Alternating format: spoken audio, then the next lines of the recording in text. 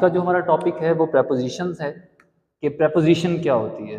Preposition को अगर आप प्रीपोजिशन पढ़ें तो आपको ज़्यादा समझ आएगी, आपको ज़्यादा पता चलेगा किसी भी चीज़ की पोजीशन जो जाहिर करे जो वर्ड, उसको हम प्रेपोजिशन कहते हैं। देखें, a preposition precedes a word to link it to a nearby word. For example, the apple on the plate.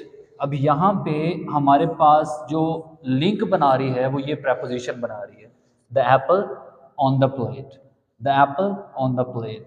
अब यहाँ पे ऑन जो है हमारे पास ये प्रेपोजिशन, ये इन दोनों का लिंक बना रही है।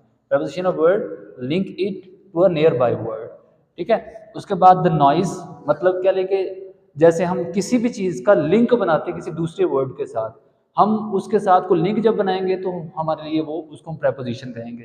जैसे द नॉइसेस एट नाइट, ठीक है, इसमें ये लिंक बना रहा है। उसके बाद बहुत सारी प्रेपोजिशंस होती हैं, इन फ्रंट ऑफ, नेक्स्ट होता है, या इसके अलावा आप कह लें कि बिहाइंड है, अंडर या below, over, on, in to etcetera. Between, जब कोई चीज़ किसी दो चीज़ों के दरमियान में होती है उसके लिए हम बिटवीन का इस्तेमाल करते हैं। जैसे कि the book is laying between the boxes, इसका मतलब ये है कि जो किताब है वो दो बॉक्सेस के दरमियान में पड़ी हुई है, ठीक है। और अगर हम ये कहें कि the book is laying in front of the box, ठीक है, इसका मतलब कि बॉक्स के सामने जो है वो किताब पड़ी हुई है। इसी तरह बिहाइंड है, इट मीन्स कि the book is laying behind the box, मतलब कि उसके पीछे है, बिहाइंड, उसके पीछे। इस तरह अंडर या बिलो है तो किसी चीज के नीचे, जैसे मैं कहता हूँ the cat was sleeping under the tree, मतलब कि उस दरख्त के नीचे। और इसके अलावा जो बिलो का भी ऐसे इस्तेमाल करते हैं, ठीक है, मतलब बिलो द ट्री या बिलो कह लेंगे, बिलो द टेबल कह सकते हैं, मतलब कि किसी चीज़ के नीचे।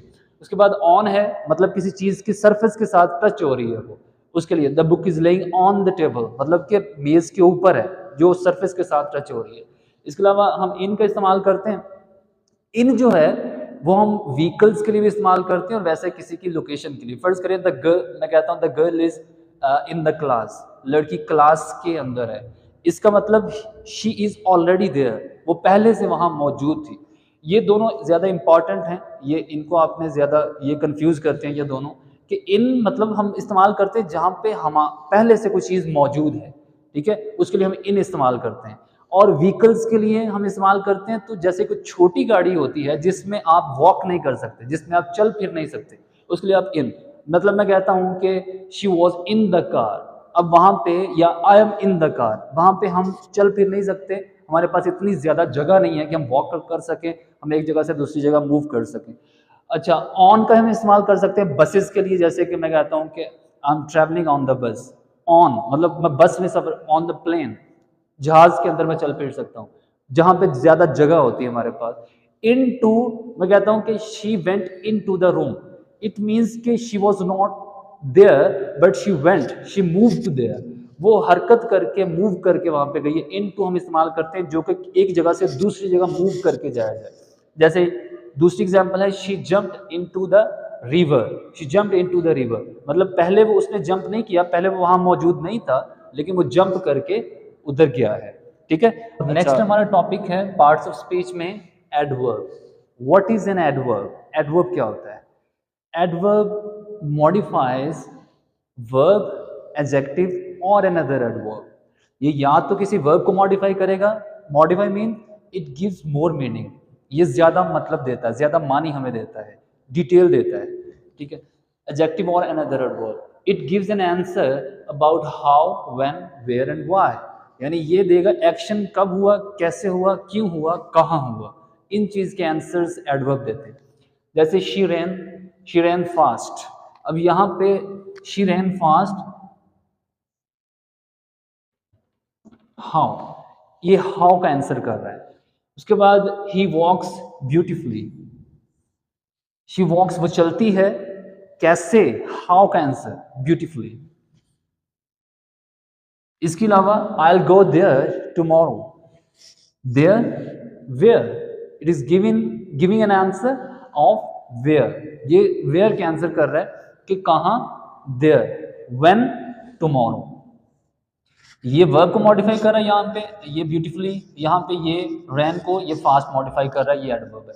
इसी तरह से ये दोनों एडवर्ब हैं, ये एक एडवर्ब दूसरे एडवर्ब को मॉडिफाई कर रहा है। ये एक एडवर्ब जो है यहाँ पे इसको मॉडिफाई कर रहा है, यानी क्या है, इस वर्ब को ये एडवर्ब मॉडिफाई कर रहा है, फिर इसको आगे फिर वो मॉडिफाई कर रहा है। मतलब कहने का ये है कि ये एक एडवर्ब को दूसरा एडवर्ब मॉडिफाई कर रहा है। और मैंने आपको बताया कि किसी एडजेक्टिव को मॉडिफाई कर सकता है या फिर ये किसी दूसरे एडवर्ब को मॉडिफाई कर सकता है। अच्छा, उसके बाद ये देखें, देयर, वेयर, टुमारो, व्हेन, ये व्हेन के आंसर कर रहा है। उसके बाद she was sitting here, she was sitting where, she was sitting here. इसके अलावा I often go for walk.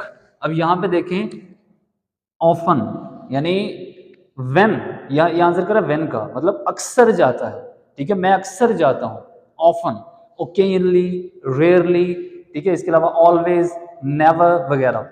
इसके अलावा ये जेन सिस्टर इज एक्सेप्शनली स्मार्ट। अब यहाँ पे स्मार्ट किसको कहा जा रहा है? जेन सिस्टर को। ये एडजेक्टिव है, एडजेक्टिव का मैंने बताया था कि जो कि नाउन या प्रोनाउन को मॉडिफाई करता है। यहाँ पे ये स्मार्ट जो है ये इस सिस्टर को मॉडिफाई कर रहा है, नाउन को मॉडिफाई कर रहा है, वो एडजेक्टिव है, इसको मॉडिफाई ये एडवर्ब कर रहा है। यानी कह लें कि हाउ का आंसर कर रहा है, हाउ स्मार्ट, एक्सेप्शनली, ठीक है। तो ये एडवर्ब्स हैं। बाकी हम एडवर्ब देखेंगे, एडवर्ब मैनर क्या होता है ये मैंने आपको बताया कि जो मैनर बताए, ठीक है, जो मैनर बताता है कोई काम कैसे हो रहा है, ठीक है। इसके अलावा एडवर्ब ऑफ फ्रीक्वेंसी होता है कि वो कितना फ्रीक्वेंटली वो काम हो रहा है, जैसे ये है ऑफन, ये ऑफन, ऑलवेज, नेवर, ठीक है। इसके अलावा रेयरली, ये ऑलवेज है, ये सारे क्या होते हैं? एडवर्ब ऑफ फ्रीक्वेंसी होते हैं, ठीक है। इसके अलावा और दूसरे एडवर्ब्स होते हैं, वो हम डिस्कस करेंगे बाद में।